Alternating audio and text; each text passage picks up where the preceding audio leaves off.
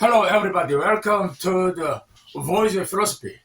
Today's theme is Hegel's master slave Dialectics, Life and Philosophy. First chapter. Hegel's intention to write the Phenomenology of Spirit. The purpose of this book is to prove the spirit or the absolute spirit by Hegel. Absolute spirit. There is absolute spirit. There is absolute spirit in the world. Okay, it is spirit is similar to God. The aim of this book is like the traditional proof of the existence of God. For example, ontological proof and cosmological proof and teleological proof, etc., etc. But Hegel's spirit is not like create. It is not a creator. This is rather a principle in nature and in our mind, human mind. The absolute spirit is our mind beyond me and you. It's a universal mind, universal spirit. It is also called the universal spirit or universal mind. Or in some cases, it appears as a national spirit, national spirit.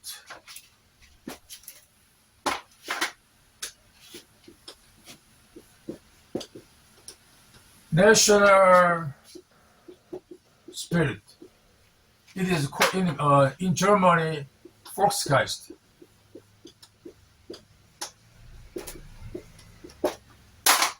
Okay, so called.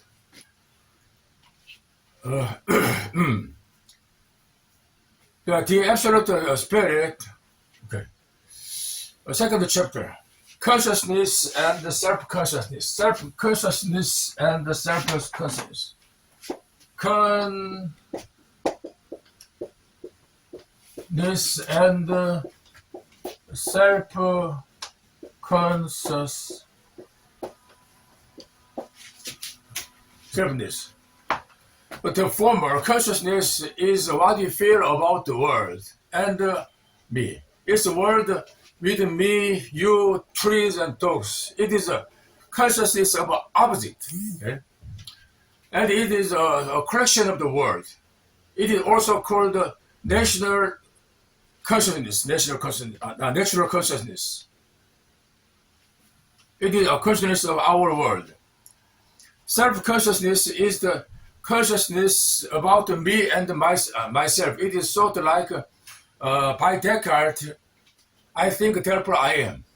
This fact is self-consciousness. It is a consciousness that I am the center of the world. In psychology, the term of apperception is also used instead of self-consciousness. The world of consciousness, the world of things, depend on self-consciousness. Because the latter, the self-consciousness give order to the former. If you lose your self-consciousness, you will also lose the world. It comes to confusion. However, philosophy deals with more general self-consciousness than this empirical self-consciousness or apperception in psychology. In other words, there is a common self-consciousness that is the base of the mathematics and all other natural sciences. Number 3, dialectics.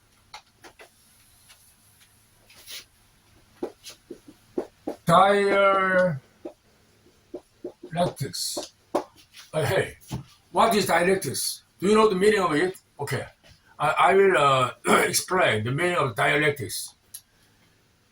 In short brief, it refers to the identity of the opposite. Okay, identity of the opposite. For example, plus and minus, east and west, being and nothing.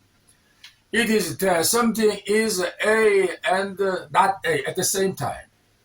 It is a way of thinking that violates the common sense and the law of logic.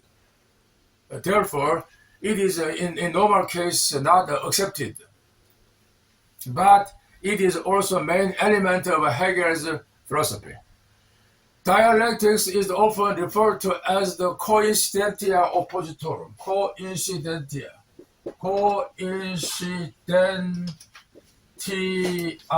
opositorum. Okay. It is also in Latin. It is also a unification of the opposition. Okay, the coincidentia oppositorum, unification of the opposition,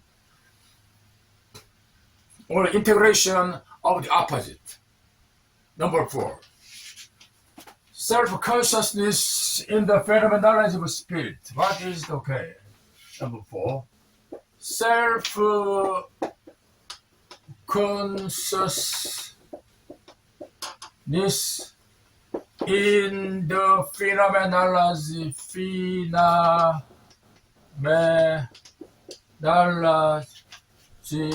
of spirit. Okay. Then we must seek the meaning of the self-conscious in the phenomenology by Hegel.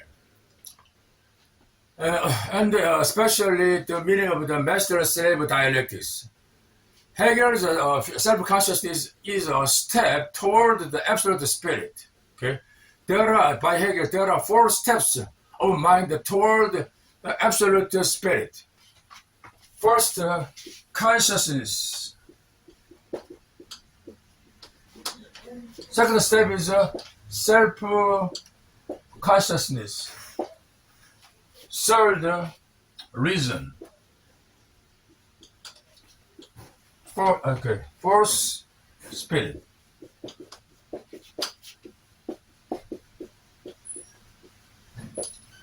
Okay, our human mind gets through these 4 steps of the spirit.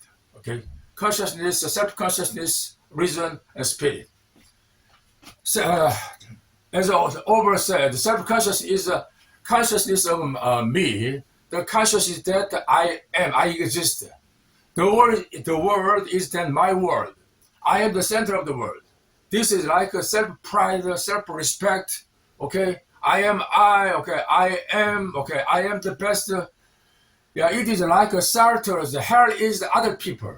Okay, Sartre said, hell is the other people, but then I am the heaven. I am angel, but the others are demons. Okay, so, kind of a questionist. I am the best. Okay, I am good, but the other world is hell. Okay, the forms of mind are involved in the self-consciousness. It is like a Buddha. Buddha. Buddha says that I only exist under and over the heaven. Buddha exists, says.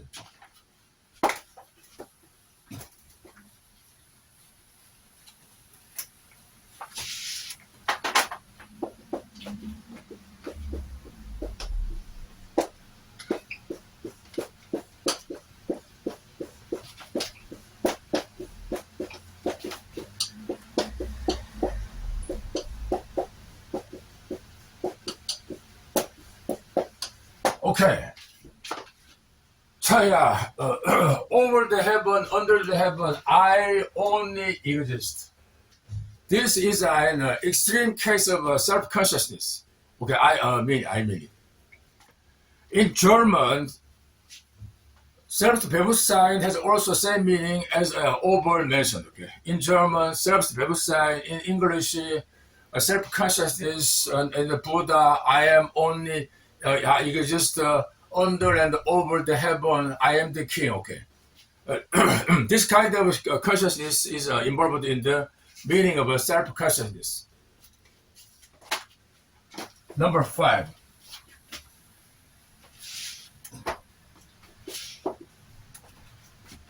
A struggle for recognition. A struggle for recognition.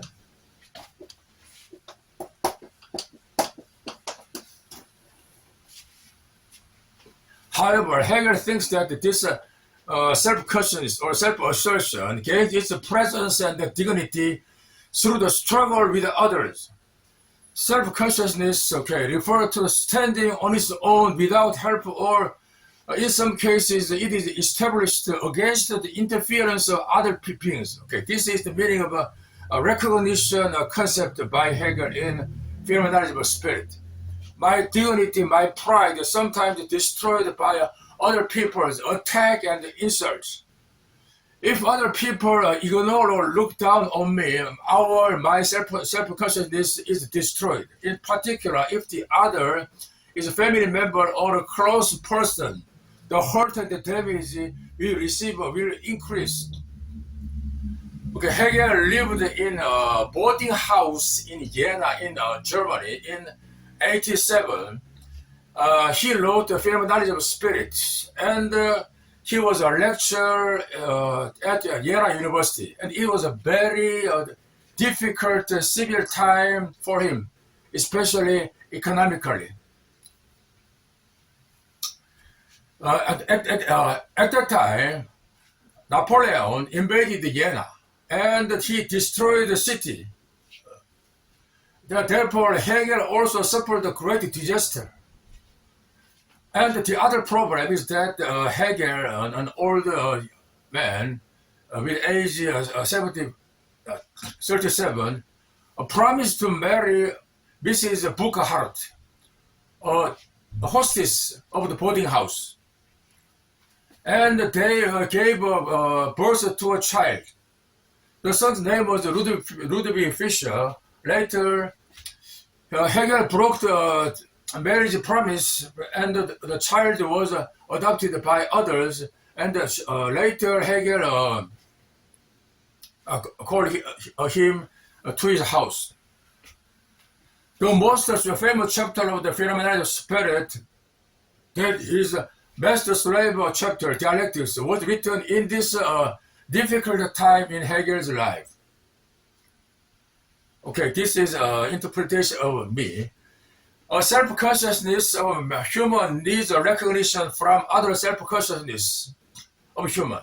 In particular, there are many men who are not recognized because of the lack of a substance, money, and ability, in a marital relationship or cohabitation relationship between man and woman. Hegel seems to have been in a similar situation. In a marital quarrel or conflict, you may want the other person to die in quarrel, in strife. They, man and woman or lovers, they sometimes fight, risking their life and death. By Hegel, it is called Kampf auf Leben und Tod. Kampf auf Leben und Tod. Risking life and death. Desperately, they fight. Lovers, man, husband and wife. Even if you can't actually kill the other people, enemy, but you can. You can hope for the death of the person you hate. The reason is that if a man loses a battle of the recognition between both sexes, man and wife, he loses his dignity and must live on his knees under the control of his wife or girlfriend. In a word, it's a battle of honor. The word master slavery also refer to the domination and obedience. It's not actual master and slave relation as in the history or slave system. This is what Hegel called the death of other self-consciousness. Death of other self-consciousness in the Phenomenology of Spirit. Also, the other person also can want me to die. This is where the struggle between life and death occurs. It's an imaginary death, extreme hatred, which wants to kill the enemy, the wife. It's like it is like a casual war between man and woman. Many scholars misunderstand this and as a real war. When Hegel says Hegel says in this way, at this time, each person should not only risk his own life but also drive others to death. At this time, each person should not only risk his life but also drive others to death. It's a Hegel's quotation. Number 6.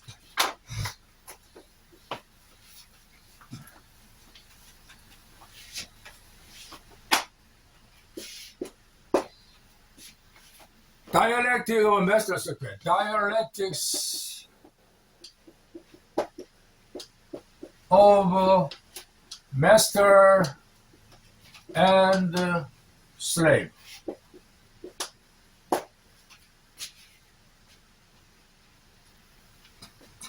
The master-slavery dialectics is perhaps the most famous chapter in the Phenomenology and in the total Hegel's ideas.